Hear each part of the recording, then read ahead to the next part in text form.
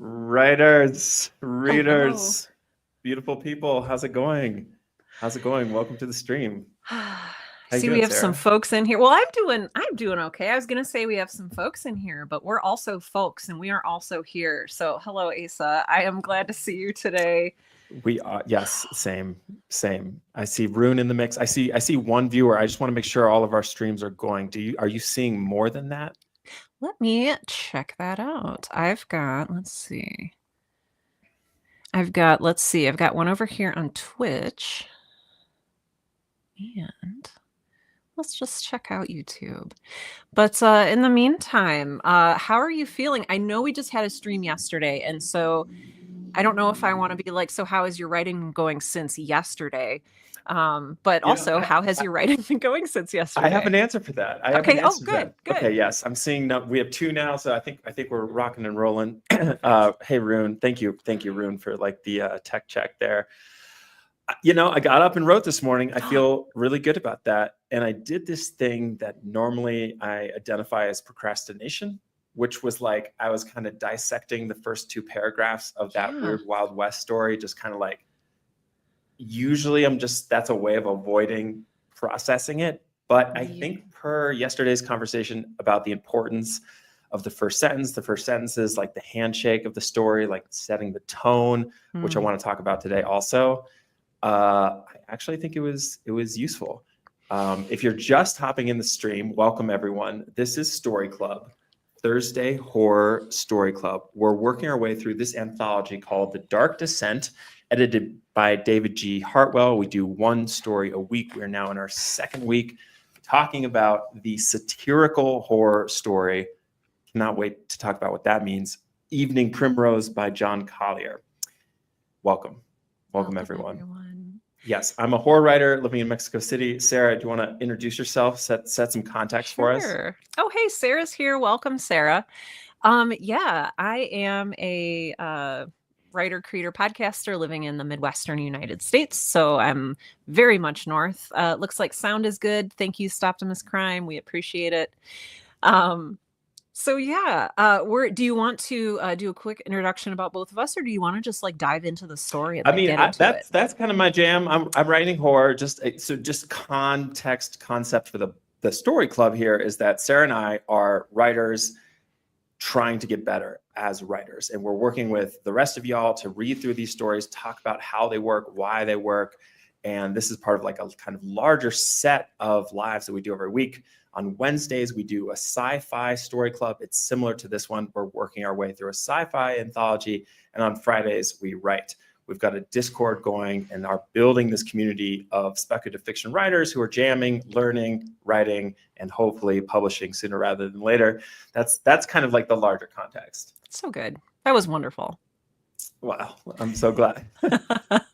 So where do we start? Where do we start? Do you want to So give us the quick breakdown of the story? yeah, I do actually. I had a lot of fun reading this one. For those of you who aren't in our Discord, I just popped a link here into the chat out on both YouTube and Twitch. I couldn't remember the name of it. So do join us there. You won't need to go there right away, but just so that you know that it exists. So today, for today's story club, we read Evening Primrose by John Collier. And it was written in 1940. And as Asa said, it is satirical horror, which I always feel like horror has a tinge of the satirical in it sometimes anyway. And so it's interesting to see it labeled as such.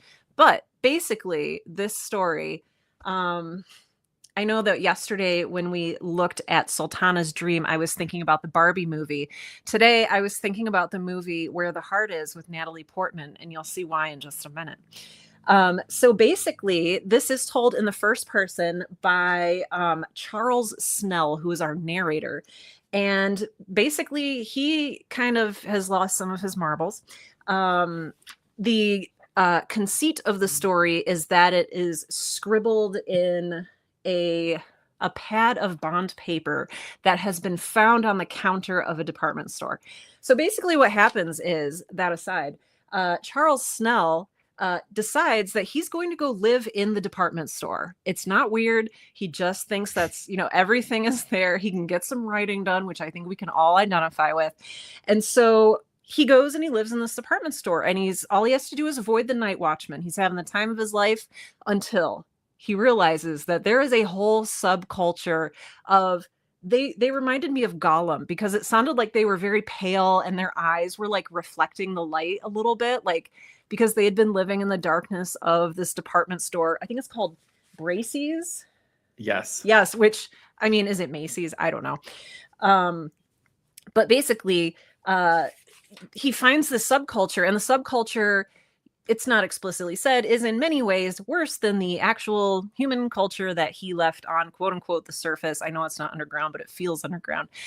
He falls in love with this girl named Ella, and you can't not know that, like, she's essentially Cinderella. She's an orphan that was taken in by this like evil stepmother figure who orders her around and says nasty things about her while pretending to be very high and mighty. Anyway, I won't go too much into this. Basically, though, in addition to avoiding the night watchman, they have to avoid someone called the Dark Men. And that's in capital letters, dark and men. And basically, these are subculture golem creatures that live in the mortuary. And if you're not good, they're going to come by and like hollow you out and embalm you and cover you in wax. And then you become a mannequin in the department store. And so there's this whole plot where Charles and Ella decide to run off together. Charles lets it slip like there's like 900 quotes around accidentally, and they come and take Ella away, and horrible things happen. So that is our little overview of Evening Primrose by John Collier, written in 1940. Bizarrely, and I'm just gonna like put this out there because it's at top of my mind, this was later turned into a musical. Rune says, this is what retail is really like under the surface. I used to manage a stationery store, so you're not wrong. But yeah, I couldn't help but think that, sorry, you totally made me lose my train of thought. A musical came out. Stephen Sondheim wrote a musical about this very story. Yes, the weird people living in the department store who embalm each other.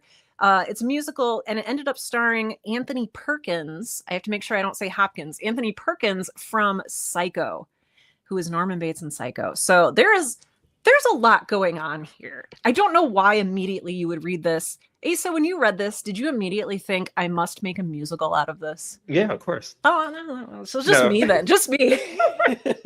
Yeah. It's a wild tale. I'm so glad we read this. I am too. Yes. So, okay. So there's so many things in here that I think I'm going to be able to apply to my own writing. And I think I'm so glad you brought up the ending, the mannequins, because for me, anytime a story ends, a horror story, in a situation worse than death, that's exciting to me. And it's written so playfully. And so the sort of juxtaposition of the playful prose, the constant like cracking of jokes and popular cultural references, with the fact that the speaker, the narrator of this story, as well as two other characters in the story, end up as wax mannequins destined to live in a retail store, embalmed, in this retail store is, I mean, I guess it is in some ways they are dead. And so maybe to say, if you're dead, you're not aware that you're a mannequin in the store, but I'd rather be in the ground. Yeah. I'd rather come back as a ghost. I think I'd rather do anything than be a mannequin in a retail store. Yeah. So for me, that was like a cool, exciting premise of this. I love that. Yeah. Are there other pieces that you think of that you talked about, you love that this ends up with a fate worse than death? Do you have other favorites sort of in that vein? Yeah, I do. And I really love the Dark Men, right? If you didn't get a chance to read the story, Dark Men, these are the sort of nemesis or monster of this story. And I really loved the presentation of them. It was really kind of a less is more situation for me. Yes. and a Yes. deferred introduction of the monster. Like, I think we've all seen horror movies where the monster comes out too soon, and a lot of times that the more you delay it, like Jaws is a famous example of this. Like, we don't even see the shark till like well into the movie, and we don't really see the dark men until well into the movie. But I just want to actually, we haven't even given y'all the first sentence of this story. Oh, yeah. So let's Because just the read first that. sentence, we've been talking about, if this is your first time here, welcome. We've been really paying close attention to first and last sentences of the story. So I think they say a lot. They set it up. I keep interrupting you. Please continue. Oh, no, we're on the same team here. So, okay, so it starts with a date. So it kind of already sets us up that we're in kind of a journal of some kind. March 21st. Today I made my decision. I would turn my back for good and all upon the bourgeois world that hates a poet. I would leave, get out, break away. And I have done it. I am free. So that's how this starts. And yes, early in, we get this like tongue-in-cheekness. Like, one thing about this is I love this story, and I just wonder how much more I would love it if I knew all these references. Like, this feels so of, what is it, like 30s, I think is when this was written. Yeah. They talk about people living in this department store whose fathers threw themselves out of windows when the Great Depression hit. So it feels like it's very of its time. Yeah, definitely. But to like, okay, so to get back to this idea of like introducing the threat, introducing the monster early, or like introducing it and then deferring its full exposure, creating dread for that moment. We don't even hear about the dark men, I believe, until kind of several pages into the story, when Miss Vanderbilt says, okay, actually, and I cried, and they all came around and took hold of me. She will tell if we let her go, they said. Some said, call in the dark men. Let her stay here, said Mrs. Vanderbilt. So we just get like a loose piece of dialogue. The dark men are not explained, call in the dark men. But as you pointed out, we're looking at capital D, capital N here. There's like a signal that this is like something to pay attention to. And then furthermore, what I really loved was the description of the dark men that comes from Ella later, where explicitly the narrator's like, so tell me about these like dark men. And she says, they go in to where the dead person is, or the poor burglar, and they have wax there and all sorts of things. And it's like, what? And all sorts of things. Just like the understatement of that, just like my imagination is going nuts. Just this inversion of specificity, this kind of like constant call for specificity. To me, this is the reminder of like well deployed total vagueness increases our fear. So this is something that I want to apply in my writing, is like opportunities where it's just like, Stephen King famously said, the door is scarier than what's behind the door, right? Like the image of the door allows us to imagine what's behind the door, allows us to develop fear, dread. And, once that door is opened, in a lot of ways, like everything's over. And so I just love the way this door in this story is just this like vague idea of these like dark men. There's these like small little guys that come in with all sorts of things. I mean, it's kind of next level, really. And it's just, yes. So combining super specific details, they have wax with super generalizations. To me, that was like one of my favorite parts of this story, in terms of introducing the threat. And then ultimately we do get the payoff. The dead men do come in at the end, and so the monsters like set up, described vaguely, and then finally we do see them at their full menace, but not till the very end. And like a lot of these stories, it's just like the story just tumbles towards its ending, and then boom, it's over. I felt that with this one. I did too. Yeah. It's very well paced, and I actually thought it would go on longer than it did. I was actually surprised when the ending popped up. Like that did surprise me, and not in a bad way. I was like, oh, it just really held on to that tension until the very end. So, oh, absolutely. Yeah, I'm sure Sarah and I I definitely have a few other things I want to talk about. If there's anyone out there, like, I'm really curious. This was a challenge for me. I definitely read this one in full twice. I think just kind of the milieu of this department store, like all these brands and stuff that I never really heard of, I'm like, was disoriented. And so I'm actually not even fully confident that I'm fully into this. So I would love like any takes that y'all have. Yeah, absolutely. Let us know in the chat, in the comments, what your thoughts are. I don't know if this time there was a conversation over on the Discord or if there's folks over there who want to share what they shared on the Discord. But yeah, there's a lot going on here. Yeah. What about And you? Any kind of oh like gosh. big, yeah. What do you think you're going to take away and maybe use? Kind of going off what you said earlier, I really like how the reason that we know the dark men are bad are because of not because we see them or because we see anything of them firsthand, but because of other people's hushed reaction to them. And I think you can accomplish a lot through your character's reactions to things. So that's definitely something to keep in mind there. That's a You good know, point. I have to say that this was sort of a fever dream for me. And this was even before I knew they'd turned it into a musical. And a lot of that has to do with like the narrator is clearly like gleefully insane. Um, and he talks about, I think what he's talking about here is an allusion to Baudelaire. I almost got down my copy of The Flowers of Evil, but he's talking about, the poet can't fly because of his enormous wings. And I kind of like caught that in there too. And so he's this writer and he goes through the story and he's like, oh, I'm going to write today. And then he's like, I'm going to write later this week. And then he never writes a thing. He actually ends up not writing at all, I believe. And, I think that was very interesting. There's also some references in here. I was looking at the reference to Piranesi. Yeah. And Tell me about that because I yeah. circled that and then didn't look it up. So what'd you find out? So I also didn't look it up, but I circled it because I recently read Suzanne Collins's book Piranesi, which if you haven't read is heartbreakingly beautiful. And that character is called Piranesi. I want to say Piranesi was an architect and like all of his stuff crumbled down, but I would need to look that up. But just things like that. Oh, good. It's on your list. Good. Awesome, Rune. It's like one of those peripheral works that I think would go really nicely with this. There was also, I think, a lot of going back to the narrator who's almost easy to overlook because you're so fascinated by these stranger people in the department store, these golem creatures, and then the dark men, that it's easy to overlook what a creepo Charles Snell is. Like he's a creepy dude.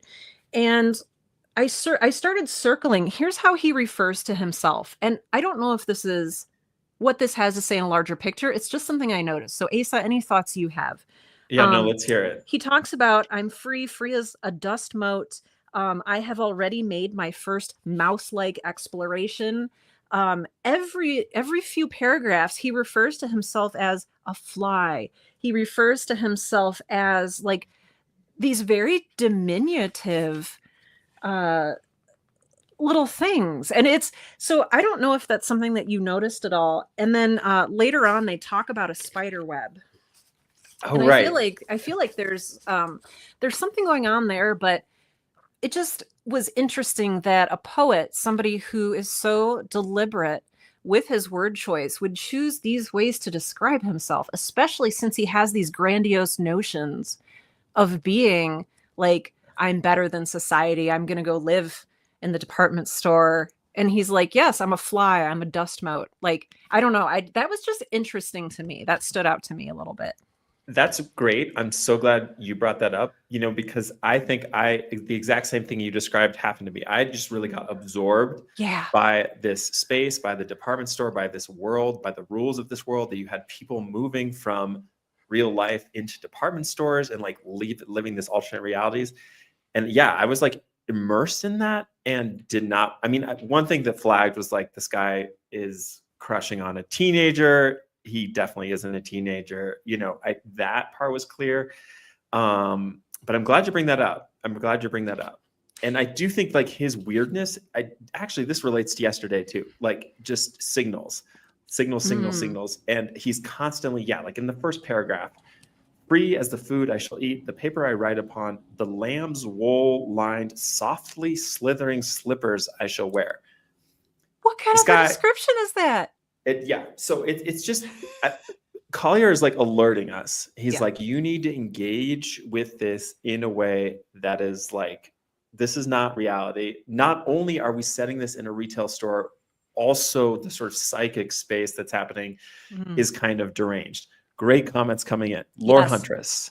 Yes, the architect drew strange prisons which influenced the book Piranesi. Piranesi. Okay. Great. Yes. Rune. So strange prisons indeed. Oh, here's a take. Again, haven't read. All right, Rune, what's the blind take?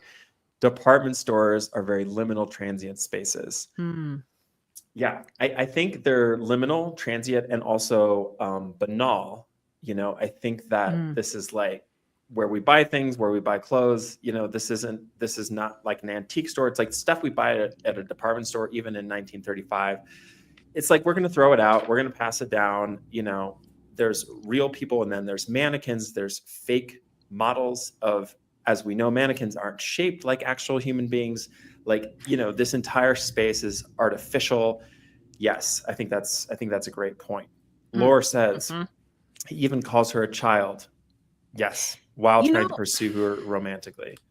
So this is Charles Snell talking about Ella, this teenage girl who is pure white. I mean, there's some pretty strong symbolism that she's the symbol of purity and youth and naivete.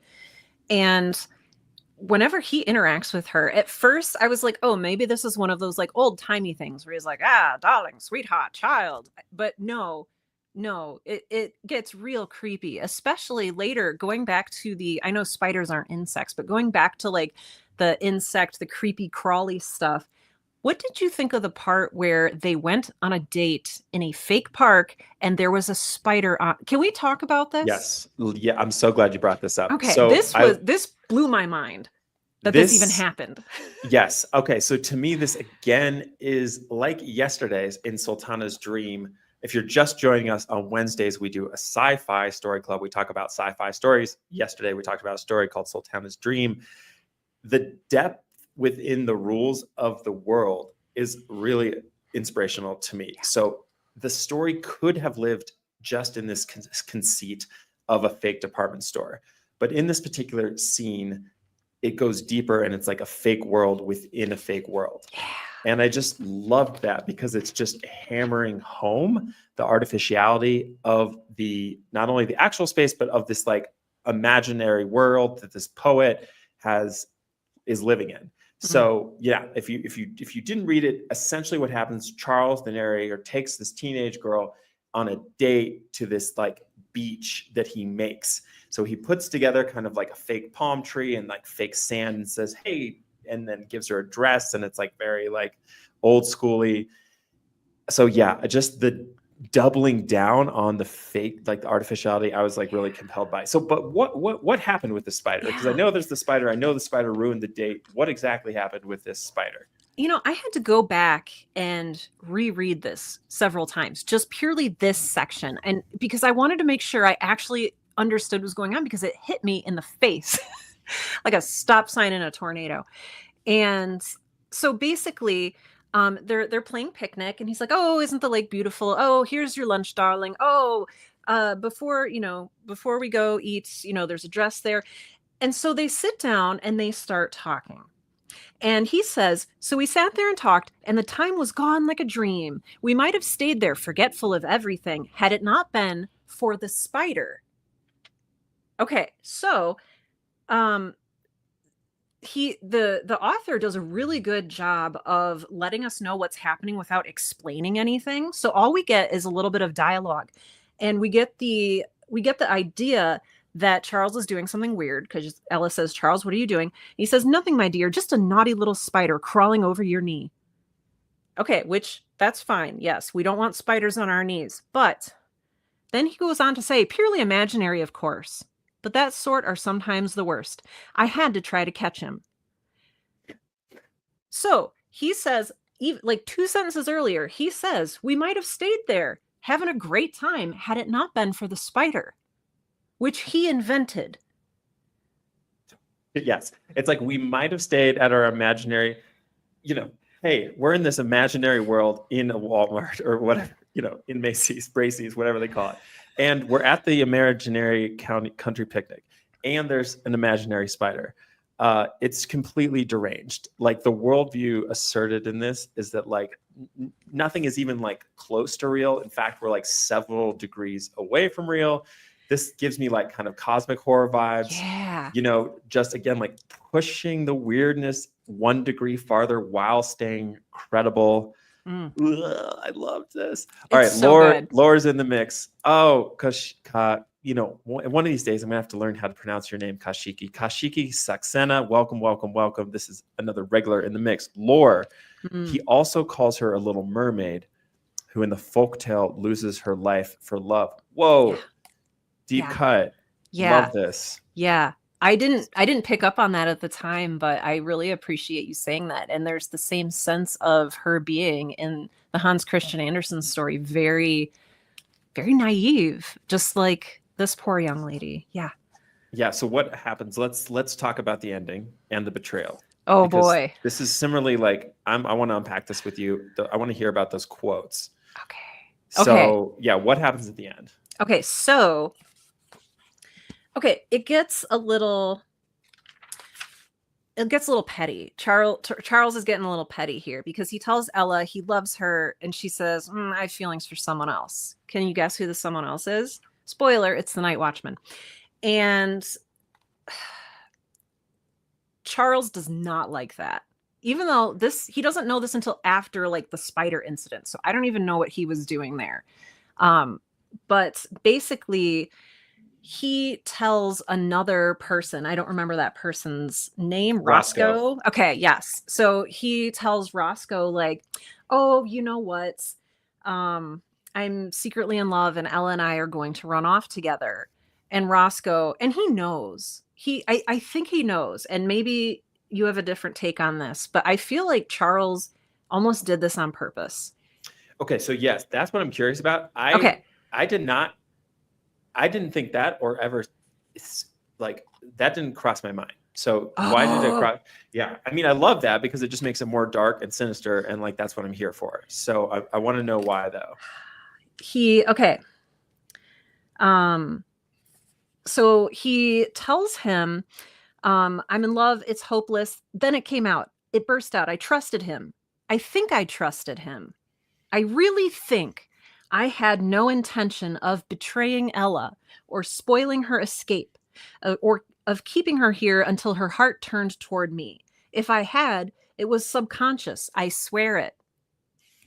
Love. Okay, love. This is just like yesterday when in Sultana's dream, when she's like, I think I was awake. Ding, ding, ding, ding, ding. You were asleep. Yes. Okay. Thank you. I'm so glad you pointed that out. Yeah. And of course. Why does he want to kill her? Well, what an interesting question. And I think that there's a lot going on here that maybe I didn't pick up on. I feel like I picked up on a lot of the surface things. Like I understood what was happening, like, oh, person A goes to point B, etc. But Roscoe tells Mrs. Vanderpant, which is a delightfully horrible name. And what happens is Charles ends up, and correct me if I've misunderstood this too, when the dark men come to take Ella away, apparently they've already embalmed her and turned her into a mannequin. He has this idea that he's going to go get the Night Watchman and go save Ella, which also very deeply curious because why can't Charles just go? He's like, oh, no, I have to go get the Night Watchman. Hey, Drayton, it's great to see you. You are not late. You are perfectly on time, just like a wizard. We're talking about John Collier's Evening Primrose, and we'll maybe talk about the title too. There's just so much going on here. I feel like I rambled. What can we do to get things back on track? Oh gosh, we're always on track. I think that, well, yes, I'm curious, Lore, I know you read this story closely. I'm wondering if you have any thoughts about, did he know he was killing this woman? Is this just like, forlorn love? He wasn't, she didn't love her back. If you're just joining us, I see a lot of folks in the feed right now. This is week 2 of Horror Story Club. We read one horror story a week. Deets in the video description. So this is interesting. I like it. I like his pet. That's consistent with the fact that from the jump, this guy's a little unhinged. Mm-hmm. And so the follow through here, I love that the turn within the turn is like even darker than we might imagine. So yeah, I mean, I love this interpretation. I think it's right on that those 2 sentences. I trusted him. I think I trusted him. I really think I think you pointing that out is spot on. What do you make of the sort of Ella as sex worker, as object of Watchman's desire section? I underlined that. Let me find where that was, because this it's on 38. Yeah, I'll describe it for folks. So Ella falls in love with the Watchman because she comes alive. All these like Gollum folk, they're like hidden from people of the real world. The Watchman is the only real person in the store. He catches her. She moves in the night. And he's like, oh, hey, sweetheart. And she's like, I'd love to see you on 8th Avenue. And the insinuation is very clear. Like, yes, I would like to spend some time with you. She interprets this as genuine, deeply felt, not platonic, but like, oh my gosh, this guy, this affection, this warmth, I'm desired. And of course, that's not what's going on. Why is this in the story? I think that in a way, it sets up the Night Watchman as a foil for Charles. Charles is outwardly insane, and we can all, I think, agree on that. And I have a lot of different thoughts here. He has Charles almost has this like incel kind of feel to him, like, oh, if I can't have that girl, then nobody can have that girl. And the Night Watchman, I want to say that this is told from Charles's point of view. And so it's possible that there may be some conflation in here, or just some, I don't know, something that he's telling that's not true about the Watchman. But I think what he's trying to do is sort of compare himself against the Night Watchman. Oh, I took her on this beautiful date by the lake and she had a spider on her knee, and I got rid of the spider and we ended it chastely. And then we went about our days and I am honorable. And then the Night Watchman, I want to read what he says. And again, like Asa said, Ella is taking this as like Shakespearean love declaration. So he looked at me and he touched my cheek.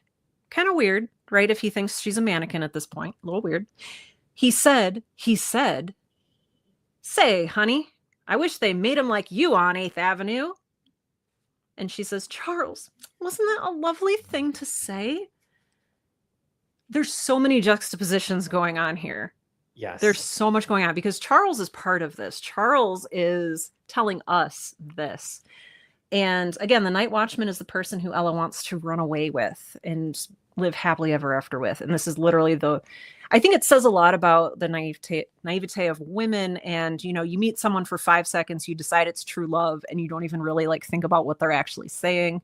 I could go on and on about this, but tell me more about your thoughts. I love this, and I think it's spot on the foil. And I think kind of the irony is like he's being this is a version of a catcall. He's sort of asserting, I sleep with hookers regularly, and in some ways though, he's way more human. He's way more human than this pie in the sky poet who is clearly not living in reality. He has left reality to live in a department store with strange other people. Whereas the Watchman, it's almost like pure desire, or sort of unfettered base desire is like the ultimate example of like, well, at least this guy's real, So I wonder, I guess for me, again, like from the writing perspective, I think like this is just continuing to drive me to this idea of like, I want to continue to make my work more 3-dimensional and just like how many different like little roads can we go down in one story, and just like push the various roads that we've probed. And this is a short one. This is one of the shorter ones we've read so far. And I just love how it goes in a lot of directions. Lore, per the earlier question. So Lore says, I believe he was being petty and just wanted to do something to stop her from leaving with the Watchman, subconsciously or not. Not sure that he knew if it would lead to her death and his as well. Laura, that's such a good point, because we do know with context clues at the end of this story that Charles dies. Charles is turned into one of the mannequins. And we know this because in the very beginning, even before the first sentence, we get this little, I'm not even sure what to call it, not a prologue, but it's just this little 2-sentence, like it's setting the scene. And this whole thing is a letter. And it was found, quote, in a pad of High Life Bond, which is a pad of paper, bought by Miss Sadie Broadrib at Bracey's for 25 cents. And he says, right at the beginning, well, I can tell you that I'm going to live in a department store because nobody's ever going to read this until I'm dead. Yes. And it's like, okay, well, we're reading it. So yeah. And he left it at the very end when he's going to get the Night Watchman to convince the Night Watchman to save Ella because he can't do it himself. Is he left his pad of paper on the counter, which that's where it was sold from later. So, yeah. That's Laura, cool. I think that's such a good question. Yeah. Well, yeah, I think you're right, Laura. I think that's kind of where we landed too. I have a giant question mark by that little intro. I thought that was like a citation from some poem or something. I'm so glad that you got it. Yeah, I mean, that's great. What I love about that is it's just an explicit setup of the conceit. And we've seen that both days this week. I know. I was to say that's in Sultana's dream. It's like, okay, this is a dream. Yes. And like they're setting this up as this is a letter we found. Yeah. Like, yeah. And I love, I feel like we're this impulse or sort of imperative to be subtle. It's really like, where are you subtle and where are you explicit? And I think just giving it this frame is just like, it sets us up to interpret what's actually kind of a convoluted, sort of like complex world with all these strange things that aren't conventional, that aren't traditional. And so the fact that the structure of the spine is conventional, traditional, the sort of reveal at the end, hey, if you read this letter, I'm dead. I mean, how many times have we read that? Does it still work? It's still working for me. It worked for me. Because it just gives us a firm spine in the same way I would say The Reach does to explore like kind of much deeper issues. I appreciate you comparing this to The Reach, because The Reach also had a vastly colorful cast of side characters, and some we just heard about in passing, some didn't have any speaking lines. And the same is true with this. And I think that's why it surprised me when the ending zoomed up as quickly as it did. I was expecting to hear more about Mrs. Vanderpant and all these horrible nightmare people. And really, we just get a flavor of them because it's really just about Charles. It's about how they see Charles, how Charles sees them, how he integrates with them. But they're still really brilliantly drawn characters, even though the information we have on them is so minimal. So I love that. Yeah, I know. I thought that was. He accomplishes so much in this very short story. It's so short. Yeah, I mean, I've already directly started using that technique from The Reach. Really? Yeah, like this character having this Weird Wild West that, there's a reference. He's like, before the incident with acid, I was handsome. Yeah, and I don't think I would have done that had it not been from like Stephen King and this story too. Just like, I'm just gonna drop this detail in, and I'm not gonna explain it, but it's gonna world build, it's gonna characterize, it's gonna give just this power of suggestion. I think is really great. Suggestion, yes, that's a really good way. Like these other characters, they are suggestions. I think but our mind fills it in. That's what's brilliant. How do you give the reader just enough information so that the character feels fleshed out? I could draw a picture of Mrs. Vanderpant, and she's very minimally mentioned, but I know exactly what she looks and sounds like. slash, my picture would be totally different Oh, because yeah. of the restraint, you know. And I think that goes back to this idea of like a closed or an opened story. And as soon as it's like closed, it kind of dies. And this one, like the other ones that we've read, like Sultana's Dream yesterday, for sure, have this like they're breathing, you know, throughout, which I'm really into, really inspired by. You know, it reminds me of if you've read Stephen King's book on writing, which I know a lot of people treat as the writing book, but there's a lot of good writing books. But a lot of people have read On Writing by Stephen King, in which he talks about the process of storytelling as a process of telekinesis. So the author writes down something and then sends it to you via your brain, via these symbols on paper. And I think that I was especially thinking of that here too in, you know, are we picking up what John Collier wants us to pick up? I think in a lot of the scenarios here, I think yes. I'm also curious, what are we missing out on? Because I feel like there's probably so much. I really feel that way. I really feel like you think about how rich a good pop culture reference is, you know, and it just, you know, like Arby's curly fries or something, you know, just like these things that just like hit. And it's like there's so many of these are lost. Laura has another great sort of contribution here. All right. Also, I think department store horror is very much Americana based.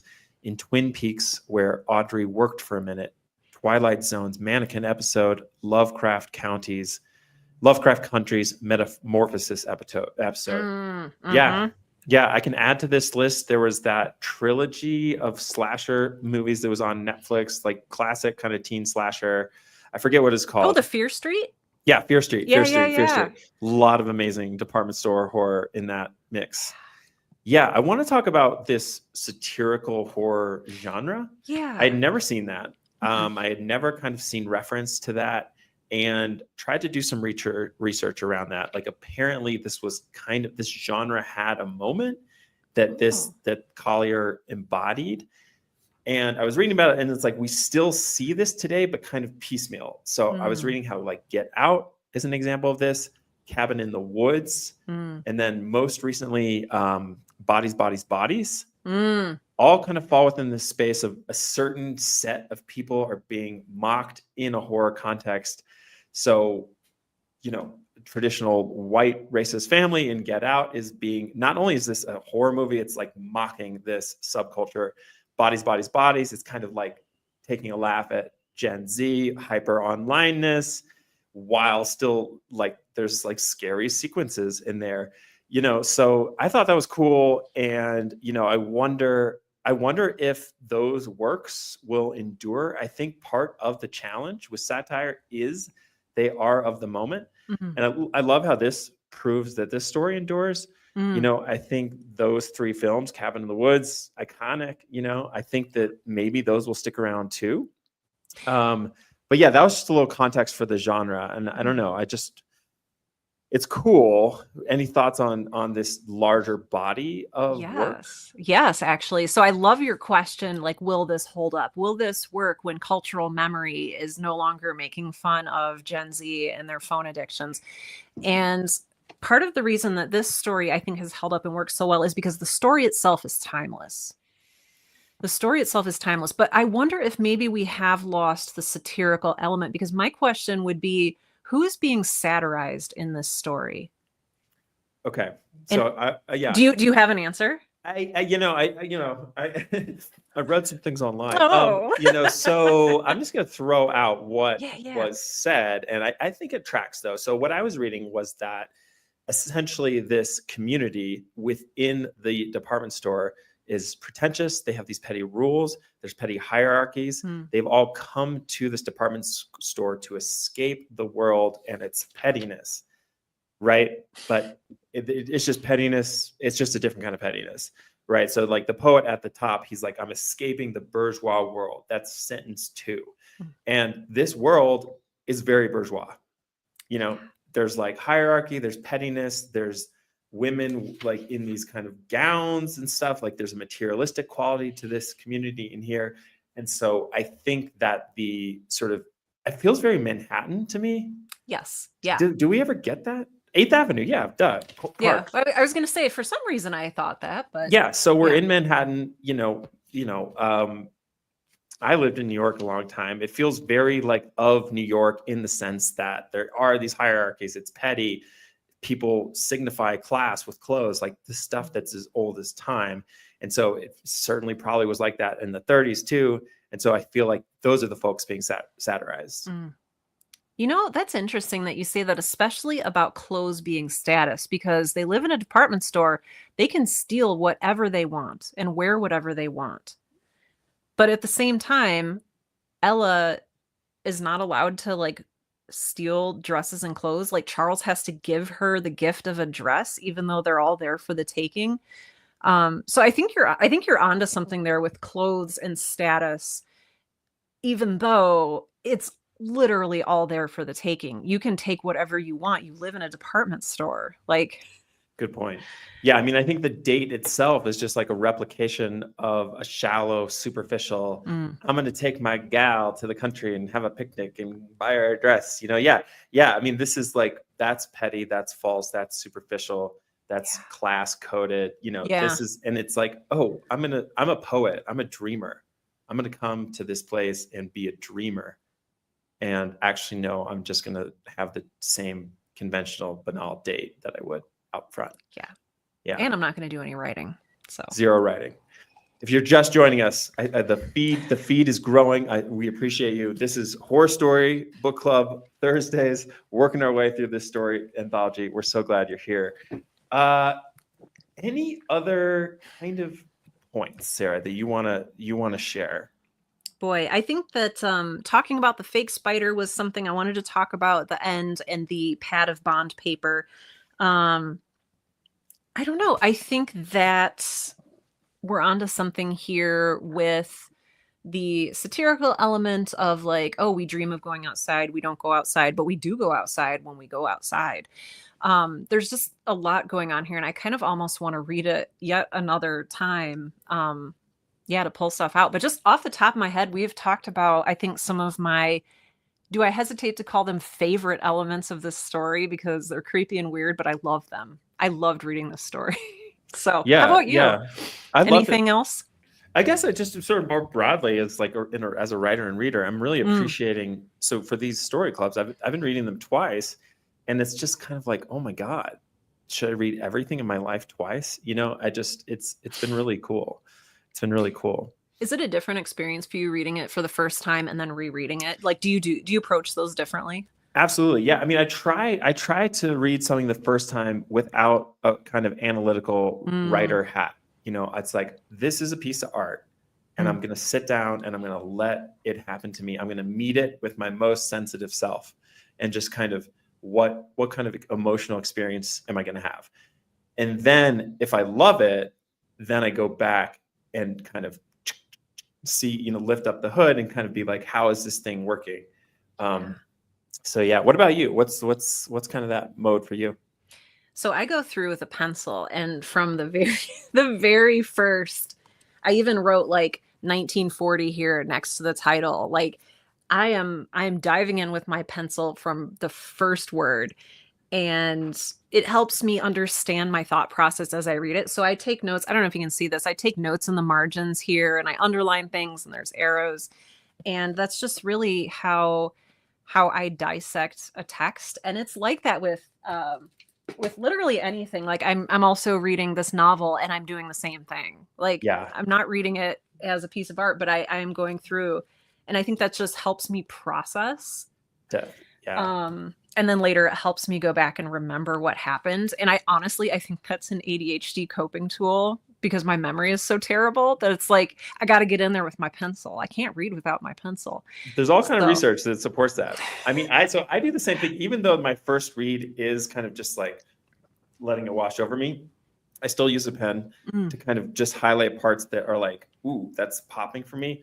And then I use a different color pen. So like in mine, it's like a black pen and a blue pen. And so it helps me keep track of like first read, second read, That's great. I love that. It's color coded.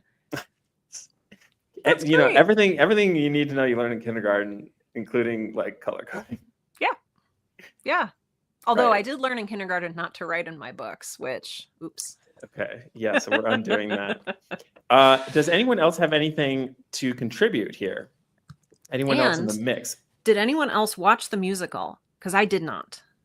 Oh my God. It's available. I'm also legitimately curious about your sort of deep curiosity for the musical, because that's interesting. I can't get over it. I cannot get over it. And maybe it's because, like, as a huge snob, like, I'm not really a huge fan of musicals. And I see them as, like, I enjoy them, but also it's such a filmy, foamy, like, they seem.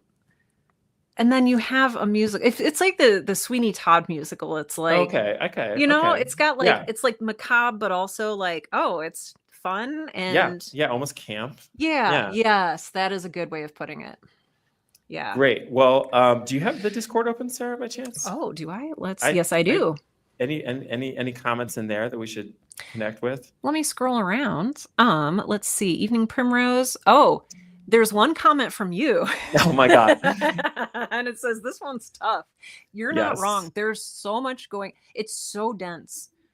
It's so dense, and there's so much going on here, and there's different people's motives, and you almost get absorbed into Charles's personality so that you don't notice him, but then you're complicit with, like, what he does. Like, there's just a lot going on here.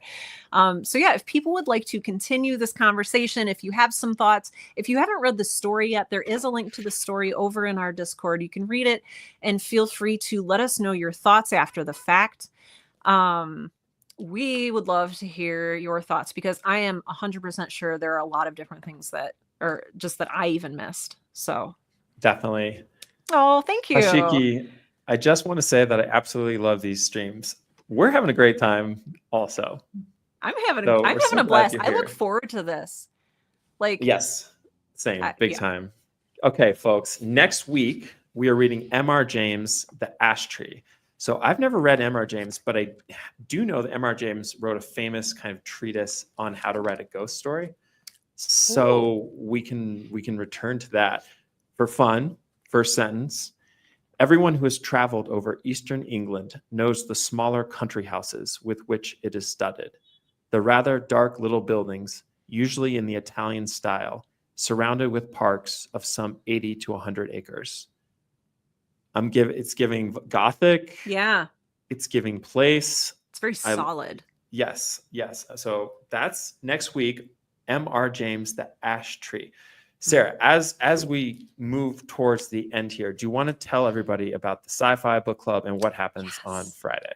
Yeah. So Sci-Fi Book Club is just pretty much like this, except we look at sci-fi short stories. And you are welcome to come to those. They're at the same time every Wednesday, right here, wherever you get your live streams. Yes, and we are reading Jeff Vandermeer's compilation of the Big Book of Science Fiction. There are some brilliant titles in there, a lot of stuff I'd never read before, and it's been a blast to dig through it. So we do that on Wednesdays. Thursdays is horror story club, and again, we're reading M.R. James's The Ash Tree. I had to look at that because it didn't stay in my brain. And then Friday, if you would like to join us, and I believe that one is at noon Central, 1 p.m. Eastern. Is that correct? Yes. Okay. There's been some scheduling stuff with, like, doctor's appointments and physical therapy and stuff, but thank you for bearing with us on that. So we meet on Fridays, and historically what we've been doing is looking for places to submit stories, working on a specific story. But Asa, we were talking about maybe shifting that a little bit for this Friday. Well, yeah, for me, it just came straight out of last week. So last week we found a submission to a place called Orion's Belt, which is a pro-market sci-fi spot. It's open call right now for sub 1,200 word stories. We were writing. I really like mine during the but I've been working on this Weird Wild West story all week. And so I was like, I haven't had time to work on that story. So I think tomorrow I'm going to work on that. And so we were just thinking, like, productivity, get in the zone, let's write together, hang out. We'll also share another publication tomorrow, something else. maybe inspired by this week's reading. So if Mm. you're coming in fresh, like we'll give you an opportunity to like write something short that you can submit. But yeah, like obviously, if you want to work on something else, that's an option. And yeah, for me, it's like I haven't touched it. I haven't looked at that story. So I'm excited to kind of come in cold, just, read what I've written and just be like, okay, what do I have on my hands? How can I improve it? Let's start fresh. Fantastic. So yeah, come back and join us Wednesday, Thursday, and Friday. Again, Friday is at a slightly different time. We'll keep you posted if that changes. But Drayton says not really a horror fan, but it's always nice to hear the discussion and insight. Thank you, Drayton. It's been interesting, I think, so far, because our first story was Stephen King's The Reach, which wasn't what I would traditionally consider a horror story. It was almost more of a drama with some supernatural elements. And so I'm interested in going forward, really expanding my own definition of like, what is horror? I feel like Evening Primrose by John Collier was a little bit more kind of what you'd expect. It had that Twilight Zone feel. It had that, people are getting turned into mannequins. That's horrifying. Oh, did you think of the movie Mannequin? Is it Goldie Hawn? Who's in that? Ooh, I No, haven't Kim seen that. Cattrall. Right? No. That sounds scary. Any movie called Mannequin. I haven't seen that. Oh, okay. And I haven't seen it in 100 years. So, but I remembered I wanted to bring that up. Oh, quintessential English ghost story. Yes. So we're headed to the classics next week, which is very cool. Just big thanks, Drayton, Rune, Kashiki, Lore Huntress, anyone else who hopped in today. We appreciate you. So Sarah, finally being here in time. Sarah Yay! Schumer, welcome. And yes, so the Discord. Devin, hey. Devin's here. Hi, Devin. Hello, fine folks. There are questions in the Discord. There are answers in the Discord. There are announcements. We're vibing over there. Did I just miss everything? You did. Devin. I don't want to like make you sad, but yes, but also I can link you to our Discord if you're not a member already, and you can come hang out and talk about stories with us. But we do this. The good news is you didn't miss everything. The good news is we are doing this Wednesday, Thursday, and Friday every week. And so if you want to come back next Thursday for Horror Story Club, if you want to come back Wednesday for Sci-Fi Story Club, we would just absolutely love to have you. You're always welcome. Rune says, I'm spreading the work of the group in your streams, hoping to bring more interested folks in. Amazing. You are just great. Oh, yes. This is the real deal. This is the big time. Short fiction, reading, writing. Okay, wait. Yeah, I'm going to send it again. Devin, there it is. Perfect. And I'll make sure that it pops into, let's see. Maybe. Devin's coming in on the Twitch. Yep. I just put it in Twitch. Okay. So Devin, cool. You should be able to see that. And anyone else who's watching over on Twitch, you now have a link. Devin, you can also, there's a replay, That's available. And you can just watch this too and pretend and pretend like we're hanging out with you, because we are in our spirit. Cool. Well, all right, folks, we'll see you in 22 hours for the live. Oh gosh, that feels weird. The live right. Until then. Yeah. So again, we meet a little bit earlier. So tomorrow, come join us at noon Central, 1:00 Eastern. Okay. Yep. I always pretend people are around me. Yeah, me too. Yeah. Listening to podcasts, pretending they're my friends. That's how I roll. So, Sarah, thank you for being here. Thank you, everyone, for being here. For me and Asa, thank you so much. And yeah, we will see you very shortly tomorrow, or whenever you're able to join us next. Bye, everybody. All right. Bye for now.